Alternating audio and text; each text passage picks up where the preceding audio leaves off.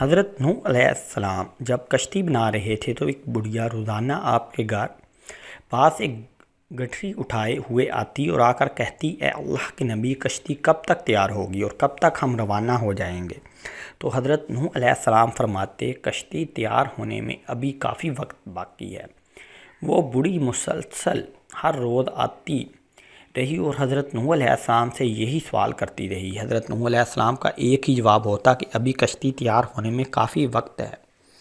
وہ بوڑھی عورت سارا دن وہاں بیٹھی رہتی اور رات ہونے پر گھر چلی جاتی تھی۔ نوح علیہ السلام نے اس بڑھیا کو کہا، اے بوڑھی اماں، آپ گھر ہی رہا کریں، جب کشتی تیار ہو جائے گی آپ کو اطلاع کر دی جائے گی۔ پھر وہ دن آ گیا کہ جب طوفان نے سارے زمین کو گھیر لیا اور حضرت نوح علیہ السلام کشتی کو لے کر چل نکلے۔ اللہ کی طرف سے حضرت نوح علیہ السلام کو بلا دیا گیا اور آپ اس بڑھی عورت کو کشتی میں سوار نہ کر پائے۔ کشتی چل پڑی۔ یہ کشتی 300 گز لمبی، 500 گز چوڑی اور 300 گز اونچی تھی۔ کشتی کا اگلا حصہ مرغے کے سر اور پچھلا حصہ اس کی دم جیسا تھا۔ کشتی کے اوپر تارکوں کا لیپ کیا گیا۔ کشتی میں 3 دروازے رکھے گئے۔ کشتی کی کل 3 منزلیں بنائی گئیں۔ پھر ایک دن اللہ کے حکم سے حضرت نوح علیہ کے تنور سے پانی ابل آیا تو وہ سمجھ گئے کہ اب عذاب شروع ہو گیا ہے۔ اللہ پاک قرآن کریم میں فرماتا ہے، جب ہمارا حکم آیا اور ابلتا ہوا ہم نے فرمایا کشتی میں سوار کر لے، ہم جنس میں سے ایک جوڑا نر مادہ اور جن پر بات پڑ چکی تھی ان کے سوا اپنے گھر والوں اور باقی مسلمانوں کو، اور ان کے ساتھ مسلمان نہ تھے مگر تھوڑے۔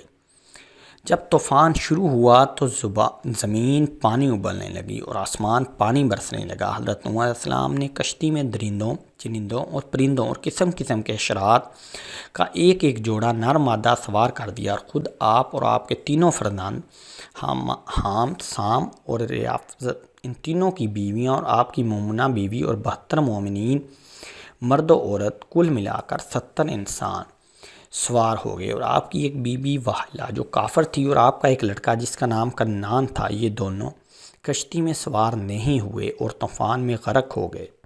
حضرت نوح علیہ السلام کی کشتی میں 40 مرد اور 40 عورتیں تھیں، مگر آپ کی اولاد کے سوا کسی کی نسل نہ چلی، اسی لیے آپ کو آدم ثانی کہتے ہیں۔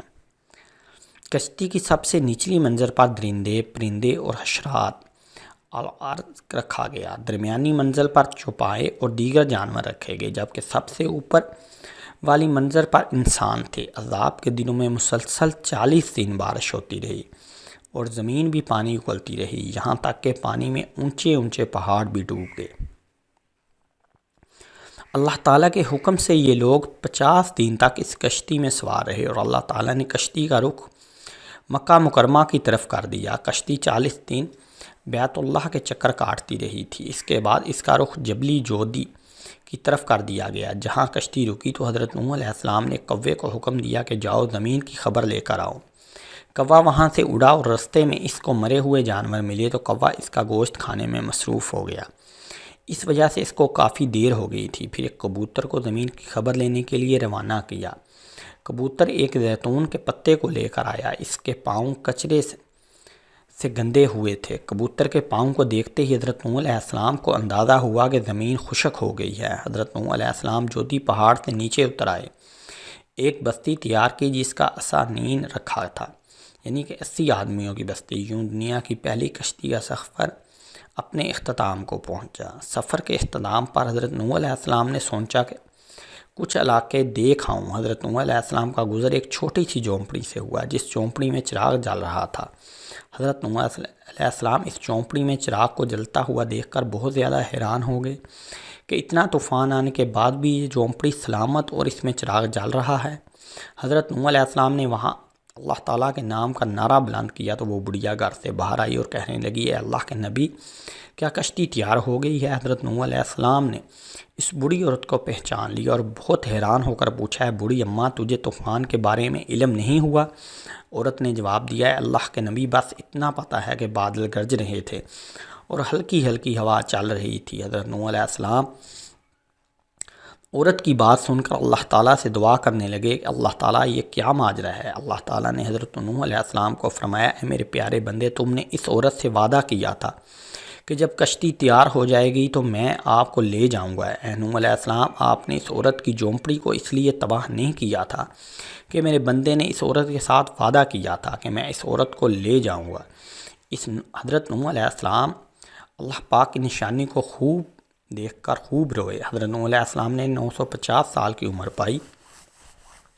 حضرت نوح علیہ السلام جس جھونپڑی میں رہتے تھے وہ اتنی چھوٹی تھی کہ آپ علیہ السلام جب سوتے تھے تو اس جھونپڑی میں آپ علیہ السلام کا جسم پورا نہیں آتا، آدھا جسم جھونپڑی سے باہر نظر آتا تھا۔ جب ملک الموت آپ علیہ السلام کی روح قبض کرنے کے لیے آئے تو ملک الموت نے حضرت نوح علیہ السلام سے پوچھا، اے اللہ کے نبی، آپ نے کس طرح اس جھونپڑی میں ساری عمر گزار دی؟ اگر آپ چاہتے تو آپ اس سے کئی گنا بڑی جھونپڑی بنا سکتے تھے۔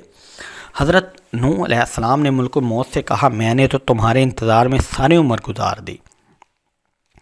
ملک الموت نے جواب دیا کہ ایک وقت ایسا بھی آئے گا کہ انسانوں کی عمریں بہت زیادہ چھوٹی ہوں گی، ان کی عمریں 100 سال سے بھی زیادہ نہیں ہوں گی، وہ اس چھوٹی عمروں میں بھی بہت بہت بڑے محل تیار کریں گے۔ حضرت نوح علیہ السلام نے ملک الموت سے کہا، اگر مجھ کو اس دور میں پیدا کیا جاتا تو میں اتنی عمر تو اللہ تعالیٰ کی یاد میں سجدے میں گزار دیتا۔ اللہ تعالیٰ سے دعا ہے اللہ تعالیٰ ہم کو نیک کام کرنے کی توفیق عطا فرمائے، آمین۔